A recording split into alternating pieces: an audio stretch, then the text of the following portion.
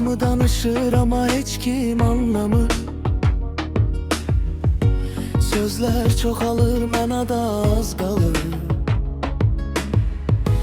Güzgüyə baxıram, tanış ama uzaq.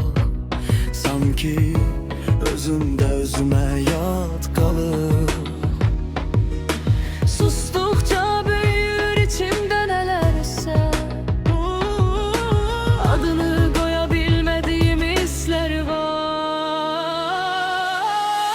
İçimdə bir ses var, susmur heç vaxt. Nə desəm yenə yarım qalır bu haqq. Qaçıram özümdən, dönürəm yenə. Bu döngə bitmir, mən hardayam belə.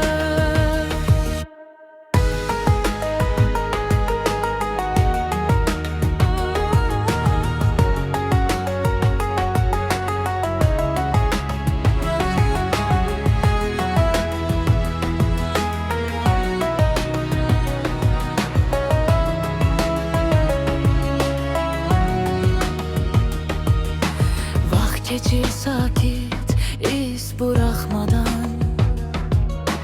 Her şey değişir, haber vermeden.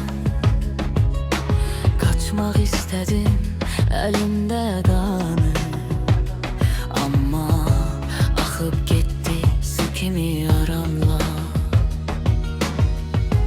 Belki de cevap sualda gizlidir. Belki de yol ile içimden geçir.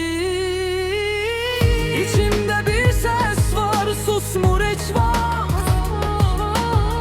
Ne desem yine yarım kalır bu hak. Kaçıram özümden.